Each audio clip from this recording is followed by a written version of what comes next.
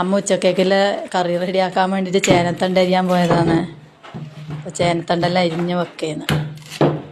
അപ്പോൾ ഇന്ന് അവിയൽ വെക്കാമെന്ന് വിചാരിച്ചിട്ട് ക്യാരറ്റും മുരിങ്ങാക്കോലും കപ്പക്കയും വെള്ളരിക്കയും ചേനത്തണ്ടും എല്ലാം ഇട്ടൊരു അവിയൽ വെക്കാൻ വിചാരിച്ചിരുന്നു. അപ്പോൾ അതിൻ്റെ കഷ്ണമെല്ലാം റെഡിയാക്കി എല്ലാം പാത്രത്തിലേക്ക് മാറ്റിയിരുന്നു.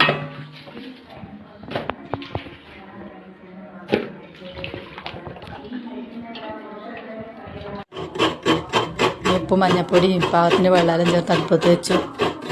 തേങ്ങ ചെരിയുന്നു അവിയലിന് വേണ്ടിയിട്ട് പൊടിപ്പ് തയ്യാറാക്കാൻ.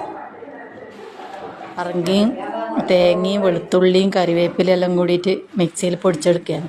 കുറച്ച് കപ്പപ്പറങ്ങിയും കിട്ടീന് എല്ലാം കൂടെ പൊടിച്ച് ചേർക്കാൻ വേണ്ടിയിട്ട് മിക്സിയിലിട്ട് പൊടിച്ചു.